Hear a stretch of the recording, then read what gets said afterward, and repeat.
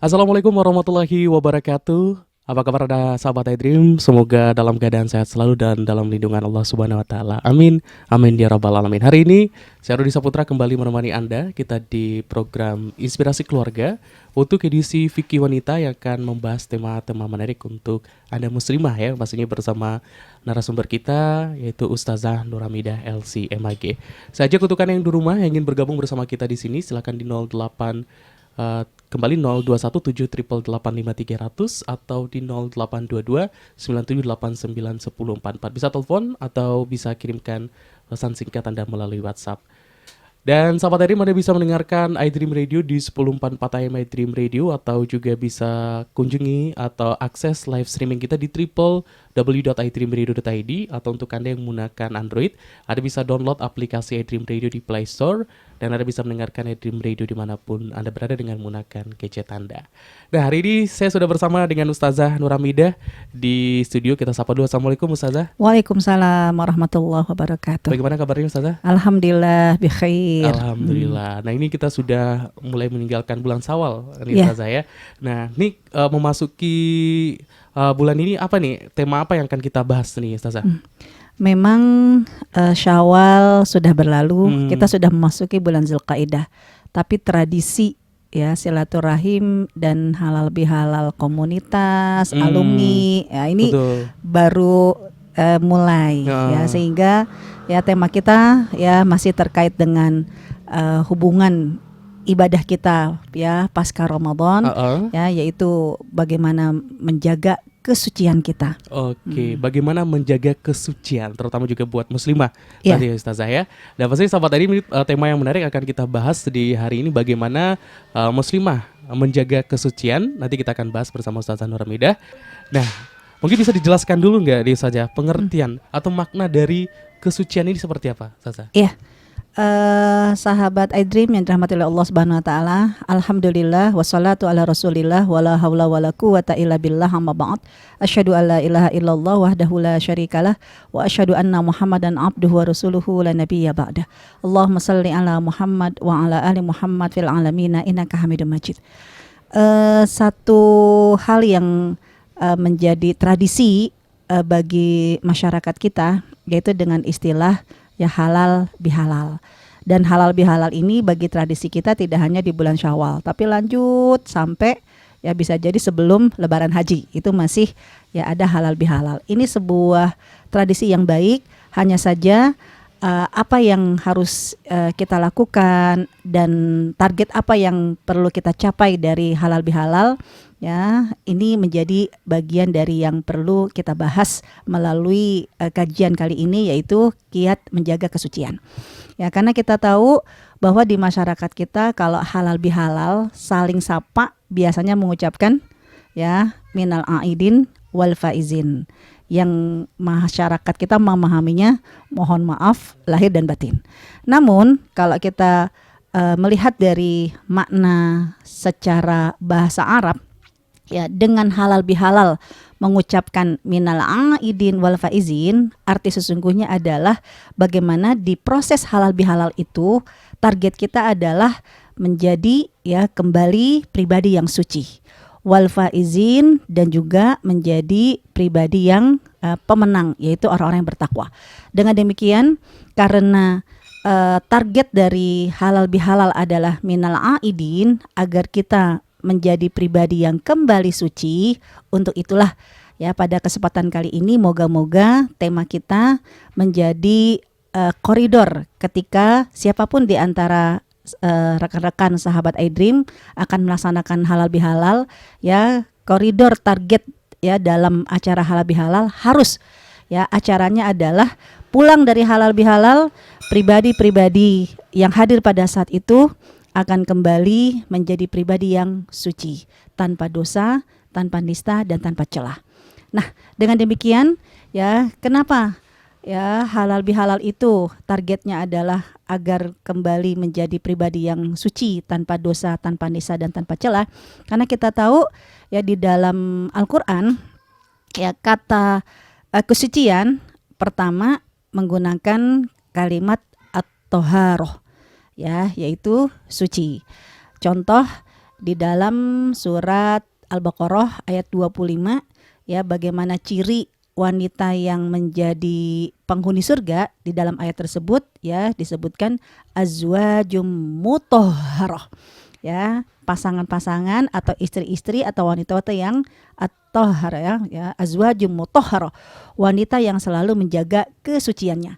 Dari kata toharoh berarti maknanya apa, kesucian yang seperti apa yang akan kita lakukan, kiat-kiatnya seperti apa, nanti halal bihalal bingkai acaranya seperti apa, maka akan kita bahas lebih detail lagi. Nah, yang kedua, di dalam Al-Quran menggunakan kata at-tazkiyah, juga artinya kesucian, ya.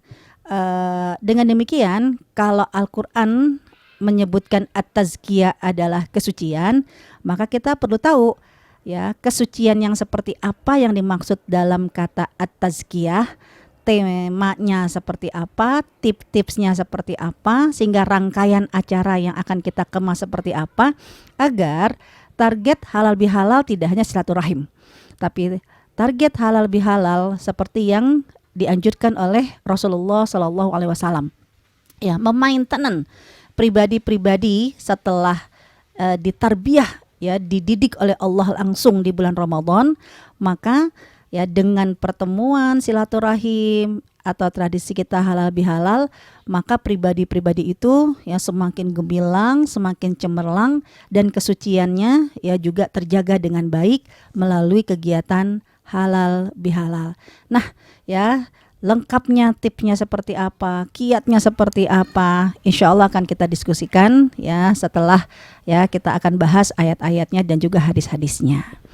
Sahabat iDream yang dirahmati oleh Allah Subhanahu Wa Taala, kalau kita lihat di dalam surat Al-Muddathir, ya, di dalam ayat tersebut Allah menyebutkan a'udzubillahi minasyaitonirrajim, bismillahirrahmanirrahim, wasiyabaka fatahhir, maka pakaianmu, ya, fatahhir, sucikanlah. Nah, dengan demikian berarti makna at-taharah adalah kesucian, ya, jasmani dari segala yang bernama najis. Ya, dengan demikian, ya, at-taharah, ya, bagaimana, ya, seorang pribadi muslimah yang menjaga kesuciannya, ya, berarti, ya, dia harus menjaga juga jasmaninya, ya, dari segala yang namanya najis. Ya, seperti kalau kita lihat, ya, di dalam Al-Quran, bersuci itu bisa jadi dengan berwudu atau dengan mandi. Jika tidak memungkinkan, maka dengan tayamum. Nah, untuk menjaga kesucian dari yang namanya at-taharah, ya, berarti yang pertama, ya, rekan-rekan sahabat iDream yang dirahmati oleh Allah Subhanahu Wa Taala, jadilah pribadi-pribadi yang gemar berwudu. Ya, kenapa? Karena berwudu salah satu dari tips at-taharah, menjaga kesucian. Baik berwudu karena memang menghilangkan hadas, ataupun berwudu karena memang, ya, menjaga kesucian untuk menghadirkan cintanya Allah Subhanahu Wa Taala. Kenapa demikian? Ya, kalau kita lihat, ya, di dalam surat Al-Baqarah 222, di ujung ayat tentang haid ini Allah menyebutkan innallaha yuhibbut tawwabina wa yuhibbul mutatahhirin. Allah sangat suka dengan orang-orang yang bertaubat, dan Allah juga sangat suka dengan orang-orang yang bersuci. Jadi berwudu bagi orang yang haid bukan menghilangkan hadas, tapi berwudu di dalam ayat ini agar meraih cintanya Allah Subhanahu Wa Taala. Ikhtiar kita agar diri kita yang penuh dengan dosa, baik dosa dari mata, dosa dari telinga, dosa dari tangan, ya, dari tubuh kita, maka dengan gemar berwudu, berharap fadilah wudu dari air yang mengalir, maka akan bersamaan dengan gugurnya dosa-dosa kita, ya, karena berwudu Allah suka. Yang kedua, kenapa kita perlu gemar berwudu? Karena dalam surat Al-Baqarah ayat 25 Allah menyebutkan, ya bahwa penghuni surga adalah wanita-wanita yang azwajum mutahharah, berasal dari wanita-wanita yang suci. Ya, yang sucinya di sini suci secara jasmani, ya, tidak ya ada najisnya. Kenapa demikian? Karena dulu waktu di dunia mereka pun adalah orang-orang yang suka dengan bersuci. Menjaga kesucian berarti mempersiapkan diri agar layak menjadi wanita-wanita surga. Bukan bidadari surga, tapi wanita-wanita ratu surga. Karena Allah yang menyebutkan ya bahwa fiha azwajum mutahharah, di dalam surga adalah istri-istri yang mutahharah, yang selalu menjaga kesuciannya. Ya. Kemudian juga ya kalau kita lihat ya bersuci ya berwudu ya dalam hal ini memang menjadi syarat mutlak untuk sahnya sholat kita. Sehingga bisa jadi ada orang-orang yang dia mampu menjaga kesuciannya, mampu menjaga wudhunya. Begitu azan tiba, ya dia tidak perlu berwudu lagi, tapi langsung menunaikan sholat. Itu pilihan. Tapi dalam hadis Sunan Ad-Darimi, saking Allah sayangnya dengan orang yang gemar berwudu, ya di dalam hadis Sunan Ad-Darimi Rasulullah menyebutkan, ya ketika ya seseorang yang masih punya wudu, lalu datang waktu sholat, kemudian ya dia berwudu kembali, maka dilipat gandakan ganjarannya sampai 10 kali lipat.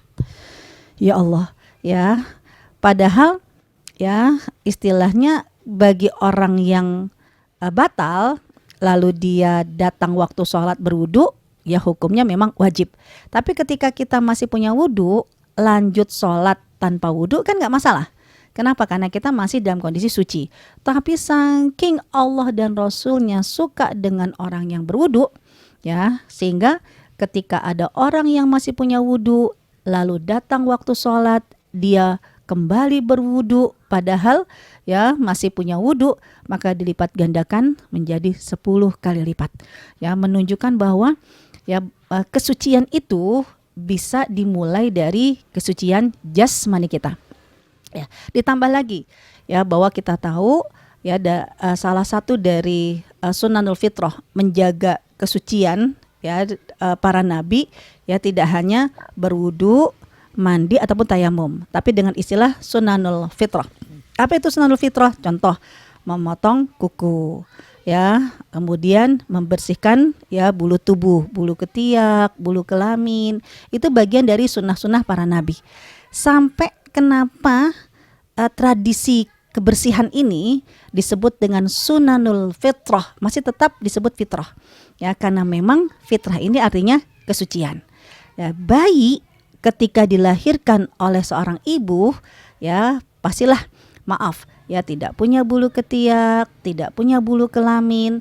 Maka ketika Rasulullah mengajarkan untuk cinta dengan sunanul fitrah agar jasmani kita dikondisikan seperti bayi yang baru dilahirkan. Ya, bahkan kalau kita lihat maaf, ya orang tua kita yang sudah lansia, lanjut usia, itu secara fisik Allah kembalikan lagi fisiknya seperti bayi, ya giginya ompong, bulu ketiaknya rontok dengan sendiri. Artinya apa? Karena memang Allah menginginkan ketika manusia dilahirkan dari rahim ibunya, fitrah tanpa dosa, tanpa nisa, tanpa cela, dengan fisik ya yang seperti bayi itu, ya Allah juga menginginkan kembali pada saat ya dipanggil oleh Allah Subhanahu wa taala.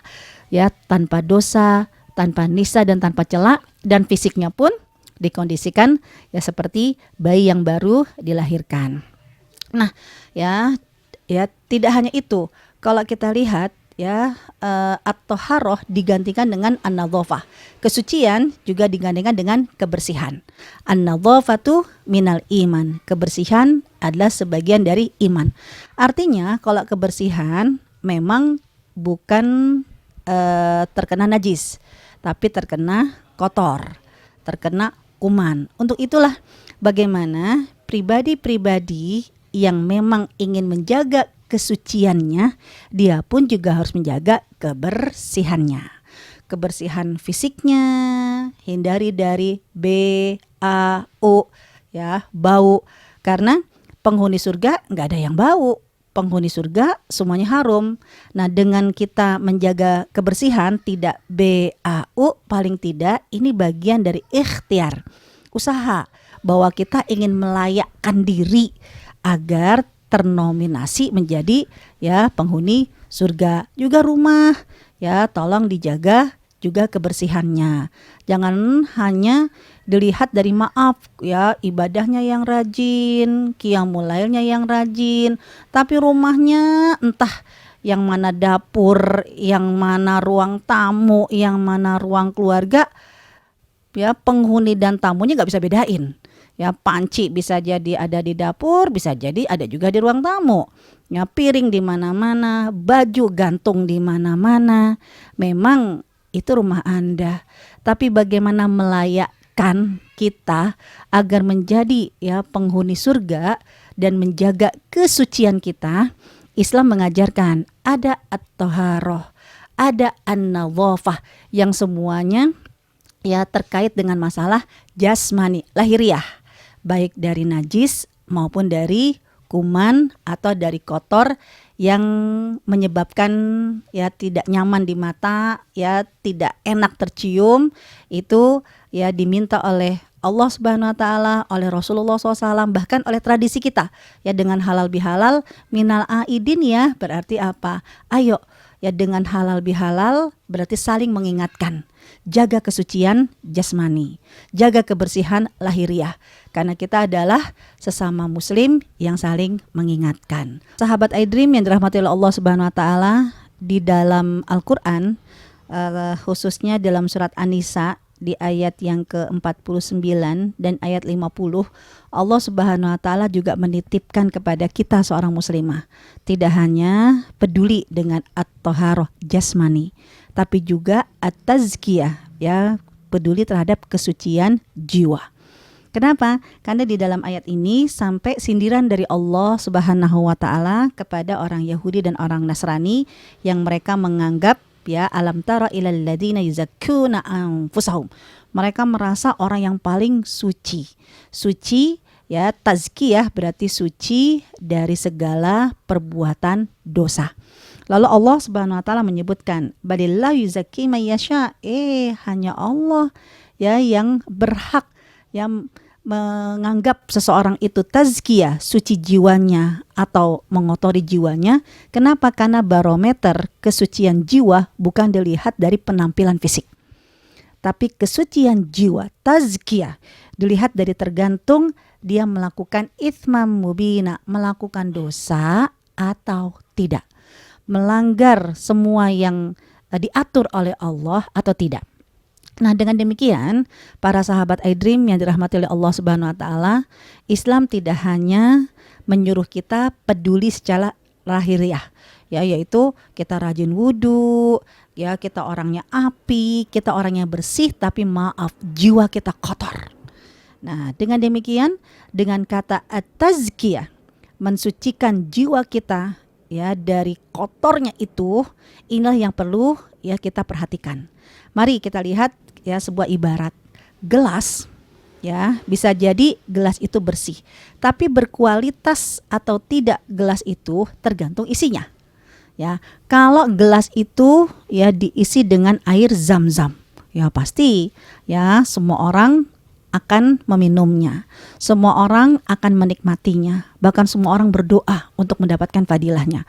Tapi kalau gelas itu kita ganti dengan air comberan, ya dengan gelas yang sama ya kita isi dengan air comberan, boro-boro ya mau diminum, bahkan bisa jadi dibuang dengan gelas-gelasnya. Nah, seperti itulah jasad kita. Ya, ketika jasad kita sudah dibersihkan dengan wudhu, jasad kita sudah dibersihkan dengan mandi, sudah harum, tapi bermanfaat atau tidak bermanfaat, layak atau tidak layak kita menjadi orang baik tergantung isi di dalam jasad itu, tergantung roh kita. Nah, tazkiyah berarti tidak hanya kesucian lahiriah, tapi tazkiyah berarti kesucian jiwa. bagaimana jiwa kita ini terhindar dari perbuatan-perbuatan yang bisa mengkotori jiwa kita. Mari kita lihat beberapa contoh di zaman Rasulullah yang terkait dengan dosa-dosa perempuan. Ya, karena apa? Bisa jadi dia wanita yang cantik, wanita yang apik, yang harum, yang rajin ibadah, tapi apakah dia tazkiyah? Ya, dia suci atau tidak suci tergantung ya kepribadiannya, karakternya seperti apa, ya itu akan menunjukkan kualitasnya. Yang pertama, ya kisah ketika ya terjadi di bulan Ramadan pada saat buka puasa bersama. Kejadian di bulan Ramadan, ya, di mana kejadian itu ya pada saat buka puasa bersama. Berarti kan orang soleh, wanita solihah. Nah pada saat itulah ya Rasulullah SAW kedatangan seorang wanita yang menceritakan tentang dua sahabatnya kepada Rasulullah. Ya Rasulullah, ini gimana? Sahabat kami, dua wanita ini sedang berpuasa, tapi kondisinya lagi sekarat. Apa yang harus kami lakukan? Ya, dia tetap berpuasa tapi secara fisik kondisinya lagi sekarat. Ya, kemudian Rasulullah menyuruh ya wanita yang mengadu itu, bawalah dua wanita itu ke hadapan aku. Nah, dibawalah ke hadapan Rasulullah dalam kondisi puasa, udah lemes dan sekarat. Ya, mungkin kebayang ya, mungkin dia akan diberikan dispensasi oleh ya Rasul karena memang ya kondisi fisiknya tidak memungkinkan berpuasa. Tapi apa yang terjadi sahabat iDream? Ternyata Rasulullah meminta ya kepada wanita tadi, berikan aku 2 gelas kosong. Ya, orang yang lagi puasa dalam kondisi sekarat, ternyata Rasulullah mintanya 2 gelas kosong, bukan 2 gelas ada isinya untuk disuruh minum biar seger, tapi 2 gelas kosong. Berikan kepada masing-masing. Ya, sehingga wanita itu memberikan gelas kosong kepada masing-masing ya dua wanita itu. Setelah gelas itu ada ya di tangan dua wanita masing-masing tersebut, apa sabda Rasulullah? Muntahkanlah. Pada saat itulah ya wanita ini melihat dua sahabatnya begitu diperintahkan oleh Rasulullah muntah, akhirnya dia muntah. Keluarlah ya isi muntahnya yang membuat dia jadi sekarat. Karena kan memang orang kalau udah mual banget, gak bisa ngeluarin muntah itu kan bisa jadi ya panas dingin, keringetan, udah gak nyaman. Ya, nah memang muntah yang gak keluar itu kan membuat kita gak enak. Nah ketika Rasulullah menyuruh untuk muntahkanlah, apa kata wanita yang mengadu pada Rasulullah? Sungguh aku lihat ternyata apa? Di dalam gelas ini setelah dimuntahkan berisi potongan daging, darah dan nanah. Ya, keduanya juga seperti itu. Ketika muntah, ya terlihat di dalam gelasnya potongan daging, darah dan nanah. Apa kata wanita itu? Ya Rasulullah, apa yang terjadi dengan dua saudaraku? Kenapa dia begini? Apa kata Rasulullah? Sesungguhnya di siang hari mereka berpuasa, menahan diri dari segala yang diharamkan oleh Allah Subhanahu wa taala. Betul, wanita yang soleh. Karena orang yang berpuasa kan harus menjaga diri dari yang diharamkan. Tapi apa kata Rasulullah? Begitu azan maghrib tiba, waktunya berbuka, sambil ya makan bersama, bukber, buka puasa bersama, menikmati hidangan, tapi dia melakukan sesuatu yang diharamkan oleh Allah. Dia menghalalkan apa yang diharamkan oleh Allah. Apa itu? Sambil makan, sambil bergunjing, sambil gibah. Nah, apa yang diceritakan oleh Rasulullah dalam Sunan Imam Ahmad bin Hambal ini bagian menjelaskan bukti tidak sukanya Allah dengan orang yang gibah. Ya, dalam surat Al-Hujurat surat 49 ayat 12, di mana Allah Subhanahu wa taala mengingatkan orang yang bergibah itu, menggunjing itu, ayahibbu ahadukum ayyakula lahma akhihi maitan fakarihtumu, seperti memakan bangkai saudaranya sendiri. Apa yang diibaratkan dalam surat Al-Hujurat itu bukan omdo, bukan ngomong doang, tapi terjadi di zaman Rasulullah. Bayangkan di bulan Ramadan harusnya ya dia menjaga kesucian jiwanya, tazkiyah, menjaga diri dari dosa, tapi begitu buka puasa bersama sambil makan, potensi sambil bergunjing. Berarti apa? Hati-hati Ya, kadang seorang muslimah tampil secara casingnya, wah, solehah banget, hijaber, syar'i, tapi kualitas dia, tazkiyah atau tidak, ya, suci atau tidak dilihat dari mulutnya. Apakah dia mampu menahan diri ya dari menggunjing saudaranya, gibah, ya, dan itu benar-benar dibuktikan di zaman Rasulullah. Keluar dari muntahnya potongan daging, darah dan nanah. Nauzubillah min zalik.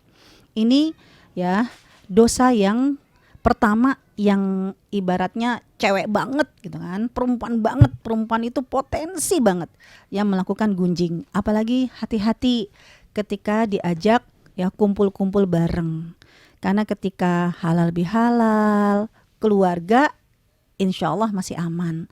Tapi ketika halal bihalal komunitas, misalnya alumni SD, alumni SMP, alumni SMA, alumni ini, alumni itu, tolong ya pesan silaturahim boleh kita capai. Tapi pesan tazkiyah, menjaga kesucian, harus dijaga baik-baik.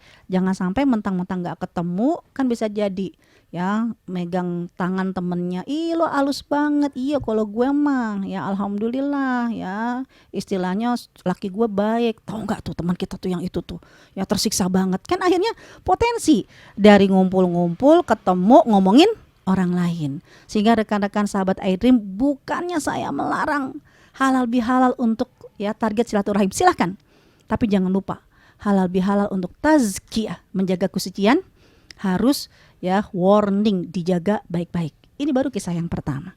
Kisah yang kedua dilakukan oleh Rasulullah sesaat setelah ya selesai bubaran sholat. Nah, biasanya kan kalau bahasa kita bubaran sholat ya menghampiri jamaah, berarti kan namanya halal bihalal. Nah, Rasul juga melakukan itu ya, dan ternyata Rasulullah ketika sapaan pertama bubaran sholat itu bukan ke jamaah laki-laki, tapi ke jamaah perempuan. Ya, apa yang diingatkan oleh Rasulullah Shallallahu Alaihi Wasallam? Ya, salah satu yang tersebutkan dalam surat Al-Mumtahanah. Ya, saya melihat ya Allah, ini diucapkan oleh Rasulullah berarti 1400 tahun yang lalu. Ya, ternyata baru realitanya, update-nya itu sekarang. Ya, dalam surat Al-Mumtahanah surat 60 ayat 12, ya Rasulullah mengingatkan, para wanita tolong jangan nodai kesucian kamu dengan walayatina bibuhtan, jangan mendatangkan kalimat-kalimat bohong ya, kedustaan ya, baina aidihinna wa arjulhinna, ya di antara tangan dan kaki. Kalau logika kita biasanya kan yang suka bohong itu mulut. Ya, yang berkata bohong itu mulut. Tapi dalam surat Al-Mumtahanah ya Rasulullah diingatkan oleh Allah, ingatkan para wanita, jangan bohong antara tangan dan kaki. Ya, yang dilakukan oleh tangan dan kaki. Gimana caranya? Tangan berkata dusta. Gimana caranya? Kaki berkata dusta. Saya baru nyadar tahu ya hari gini. Ya Allah, mulut mah bisa jadi diem, orangnya mah kalem. Tapi jempolnya, telunjuknya ya mulai ya menyebar berita palsu, mulai membuat berita hoak. Dari mana? Media sosial. Sehingga apa? Ayat ini menunjukkan suatu saat ketika media sosial muncul, para muslimah diminta untuk mengingatkan, ya diingatkan jangan sampai gak cuman mulutnya yang berkata dusta, menyebar berita palsu, tapi ya telunjuk, kalau yang memang masih pakai telunjuk. Ada yang udah ahli banget kan, 2 jempol. Ya, kalau mulut bisa jadi dia hanya didengar dengan orang yang terdekat, tapi telunjuk, jempol, dari berita palsu yang dia sebarkan, dari gibah yang dia broadcast, ya Allah, kemana-mana itu dosanya. Sehingga apa? Ya Allah, ini ayat update sekali buat seorang muslimah.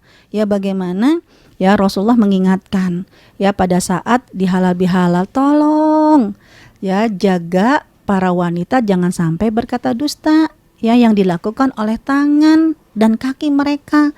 Ya, hadir mah enggak, bisa jadi di halal bihalal, tapi ya ini jempol sama tangannya kan bisa jadi menyakiti orang lain. Ya, Ketemu mah kalem bibirnya, ya pokoknya cakep deh bibirnya tipis. Tapi kalau nge-share berita, kalau komentar bisa jadi ya nggak cuman lidah setajam silet. Sekarang mah telunjuk sama jempol udah setajam golok, kan seperti itu.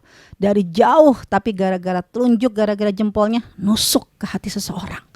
Gimana minta maafnya? Ya orang medsos, ya media sosial itu lebih banyak ya, lebih umum. Nah, begitupun yang diingatkan oleh Rasulullah, ya maksudnya nisa, ada 2 dosa. Aduh, ya ketika halal bihalal tolong dijaga, jangan sampai dilakukan. Yaitu apa? Taksurna li'an. Kalian banyak mencela. Judulnya sih nggak niat mencela, enggak lah. Orang nggak mungkin lah orang baik-baik berniat untuk berbuat jahat. Tapi kadang orang baik-baik terjerumus kepada kejahatan bukan karena niat pelaku, tapi karena suka komentar, karena kesempatan ngelihat temennya pakai bros, nggak mencela sih judulnya awalnya, cuman komentar, ih brosnya kecil banget, ini mah cocoknya buat cincin kali. Ya Allah, yang brosnya gede, ya Allah itu bros nyolok mata banget, ya kan? Itu perempuan banget, itu gue banget deh. Artinya apa? Ya Allah, ya pantesan kata Rasulullah, hati-hati tazkiyah, mensucikan jiwa kamu dari perkataan yang mencela orang lain. Ini belajar, bibirnya jangan cepat komentar, jempol sama telunjuknya jangan cepat ya ngerespon. Ya, apalagi kan bahasa lisan dengan bahasa tulisan kadang berbeda. Terus yang kedua, apalagi kata Rasulullah yang perlu dijaga ya dalam halal bihalal, menjaga kesucian, yaitu ya takfurnal ashir. Kalian tidak mensyukuri suami. Ya, tidak hanya bicara masalah materi. Kadang tidak mensyukuri suami ya masih protes, dalam arti bukan masalah harta tapi protes dengan komentar suami. Jujur, berkali-kali saya tanya sama jamaah ibu-ibu, suka nggak dengan suami-suami yang jujur? Nah, semua kompak, suka ya, mau punya suami yang jujur, mau. Tapi ketika saya tanya, siap nggak? Suami berkata, sejujur-jujurnya. Tergantung. Udah pikiran ada macam-macam. Padahal maksud saya bukan wanita simpanan, tapi sanggupkah kita komentar suami yang apa adanya, ya tidak membuat kita kufur kepada suami, ya jadi ribut dengan suami. Contoh, kan gampang. Kadang kita suka nanya sama suami, Mas hari ini mau makan apa? Udah, suami jujur. Biasanya suka jawab, apa aja lah. Ternyata ya dengan suami menjawab apa aja deh, ya apa aja lah, kadang dikomentarin atau nyelesaikan masalah. Dikomentarin, ya ini hati-hati ya, bikin ribut aja. Ya Allah, nggak ada Mas sayur terserah. Ya bikin bingung aja, ya makan apa masak enggak tinggal makan, ditanya jawabnya terserah. Akhirnya apa kata suami? Ya udah deh, ini lagi ngelihat postingan orang jualan tunjang, kayaknya enak banget gue liat tunjang. Jujur suami ngomongnya, ya udah deh kalau gitu aku kepengen ya gulai tunjang. Katanya pengen punya suami jujur. Nih suami lagi ngomong jujur, pengen gulai tunjang. Dikomentarin atau nyelesaikan masalah? Astagfirullah, nggak inget umur apa. Yang lagi juga tunjang, belinya juga nggak bisa sedikit, harus banyak, belum ngegodoknya, belum kelapanya. Ya Allah, yang gampang-gampang aja sih. Padahal tadi nanya. Akhirnya apa? Ya udah leh, ya karena memang saya kepengen tunjang, ya udah nanti beli aja di warung Padang. Dikomentarin atau nyesain masalah? Astagfirullah, udah nggak suka ya masakan ibu ya. Ini bagian. Ya karena memang Rasulullah menyebutkan dosanya perempuan itu tidak mensyukuri suami. Suami ngasih jawaban salah aja deh. Ya nanti malam kita kondangan ya, Pak. Kita pakai baju yang mana nih? Nanya. Aduh suami kan jujur. Udah pakai yang ini aja. Ya nggak cocok lah. Masa malam warnanya gelap? Yang malam mah ini. Pakai yang ini. Dikomentarin. Padahal tadi minta solusi, tapi dikomentarin. Udah pakai. Aku pantas nggak? Aku cakep nggak? Jadi kata suami, cakep. Kadang bukan menyelesaikan masalah, nggak percaya, betul aku cakep. Cakepan mana aku sama dia? Kan begitu. Kalau dia bilang cakepan dia, pantesan ini. Ya, artinya apa? Rasulullah mengingatkan tazkiyah. Bagaimana menjaga kesucian dengan tidak tidak mengkufuri ya apapun dari suami. Udah, suami bukan apa-apa kok. Yang memberikan rezeki kita adalah Allah. Yang melindungi kita adalah Allah. Suami mah hanya ladang pahala. Allah memberikan rezeki kepada kita, enggak langsung kepada kita, tapi lewat suami. Sehingga bagaimanakah komentar kita dengan suami, pada hakikatnya itu komentar kita, syukur atau tidak syukur kita kepada Allah Subhanahu wa taala. Nah, sahabat iDream yang dirahmati oleh Allah Subhanahu wa taala, kalau kita memahami kesucian yang diinginkan oleh Allah Subhanahu wa taala ya dengan brand Idul Fitri, ya, hari pertama Idul Fitri. Artinya bukan menunjukkan hari kedua ya udah balik noda lagi, tapi bagaimana dimulai dengan lembaran yang suci, dijaga kesuciannya, kesucian jasmani maupun kesucian ya lahiriah, ya batiniyah, ya dengan at-taharah dan juga dengan at-tazkiyah. Sahabat iDream yang dirahmati oleh Allah Subhanahu wa taala, akan terlihat kita itu masih suci baik at-taharah ataupun dengan tazkiyah, yaitu dilihat dari apakah kita masih rajin mempertahankan ibadahnya atau kita sudah mulai mengendur. Kenapa seperti itu? Ya, sahabat iDream bisa lihat di dalam surat An-Nisa di ayat 142, Allah Subhanahu wa taala menyebutkan salah satu dari ciri orang munafik, ya, yaitu mereka idza qamu ila sholati qamu kusala. Kalau mereka disuruh mendirikan sholat, maka mereka malas-malesan. Kemudian juga ya wala yadhkurunallaha illa qalila, dan mereka tidak bisa berzikir kepada Allah kecuali sedikit. Kenapa saya sebutkan orang munafik? Karena bisa jadi nauzubillah min dzalik, kemunafikan itu ya, sifat-sifat kemunafikan ada dalam diri kita. Ya, dan Allah menyebutkan penyebab orang munafik seperti ini karena memang dia kebanyakan dosa. Ya, dan dosanya orang munafik kan jelas-jelas. Kalau berkata dusta, kalau berjanji ingkar, kalau dikasih amanah khianat. Nah, kalau dosa-dosa itu menumpuk, maka akan berefek. Ada panggilan sholat dari Allah, malas kita. Padahal hakikatnya hidup kita ini hanya nunggu panggilan dari sholat ke sholat. Ya, ketika tadi udah dipanggil oleh Allah subuh, ya udah nunggu panggilan zuhur, Allah kasih kesempatan. Udah sambil nunggu waktu zuhur silahkan kamu mau kemana, yang sekolah-sekolah, yang kerja-kerja, yang di pasar-pasar. Tapi begitu Allah panggil waktu zuhur, ayo balik lagi. Jadi ya pada hakikatnya hidup kita hanya nunggu panggilan dari sholat ke sholat. Menunggu panggilan itulah kita bisa melakukan aktivitas yang bermanfaat.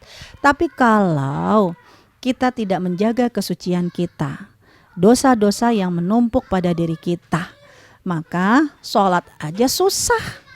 Dan gak mampu berzikir kepada Allah illa qalila, kecuali sedikit. Nah, untuk itulah sahabat iDream yang dirahmati oleh Allah Subhanahu wa taala, kita bisa bercermin dengan diri kita. Sudah seberapa tilawah kita ba'da Ramadan? Kalau Ramadan mah gak ada setan, ya semuanya berlomba-lomba. Tapi apakah kita menjaga kesucian ya dan berhasil menjadi nominasi pemenang, ngefek atau tidak ngefeknya, apakah kita masih bisa mempertahankan ya ibadah-ibadah kita, tilawah kita, qiyamul lail kita. Kalau ternyata sholatnya udah mulai mengendur yang sunnah-sunnah, wajib sih masih alhamdulillah. Al-Quran ya dipegang sih, tapi bukanya ya Allah gak sempet. Ya, maka berarti bisa jadi Allah mengingatkan kepada kita, penyebab kamu berat melakukan kebaikan ini karena ada dosa yang memberatkan jiwa kamu, sehingga jiwa kamu gak bisurah, gak cepat merespon kebaikan. Nah, dengan demikian Rasulullah mengingatkan kepada kita, banyaklah beristighfar, banyaklah bersedekah. Moga-moga istighfar itu, sedekah itu seperti air yang mengguyur kotoran-kotoran dalam jiwa kita. Moga-moga dengan istighfar kita, moga-moga dengan sedekah kita, Allah kembali menjernihkan jiwa kita. Sehingga setelah hari ini, ya jiwa kita menjadi suci dan jiwa kita pun mudah untuk berbuat baik ketika dipanggil oleh Allah Subhanahu wa taala. Wallahu a'lam bissawab. Baik, sahabat Aidrim, alhamdulillah kita sudah sampai di sesi terakhir dan tadi sudah kita dengarkan kesimpulan ya atau closing statement yang disampaikan oleh Ustazah Nur Hamidah terkait pembahasan kita hari ini bagaimana menjaga kesucian bagi muslimah. Terkait tadi juga sudah dijelaskan maknanya bagaimana Allah Subhanahu wa taala menyebut dalam dua kata taharah dan juga tazkiyah, dan sudah dijelaskan oleh Ustazah juga ya bagaimana tadi menjaga kesucian dalam artian taharah dan juga bagaimana menjaga kesucian dalam artian tazkiyah. Dan untuk Anda sahabat Aidrim dan juga muslimah juga moga bisa tetap menjaga kesucian ya, baik taharah pun juga tazkiyahnya, dan bukan hanya muslimah atau mungkin juga untuk yang muslim atau yang laki-laki ini juga bisa melakukan hal yang sama untuk tetap bisa menjaga kesuciannya. Terima kasih untuk Anda sahabat Aidrim dan juga Jazakallah Ustazah sudah bersama kita hari ini. Semoga bisa bermanfaat untuk sahabat Aidrim dan juga inspirasi bagi muslimah ya untuk tetap bisa menjaga kesuciannya. Saya Rudi Saputra, mewakili kerabat kerja yang bertugas, akhirnya pamit juga dari ruang dengar Anda. Mohon maaf jika ada salah kata. Subhanakallahumma wa bihamdika asyhadu an la ilaha illa anta astaghfiruka wa atubu ilaik. Assalamualaikum warahmatullahi wabarakatuh. Waalaikumsalam.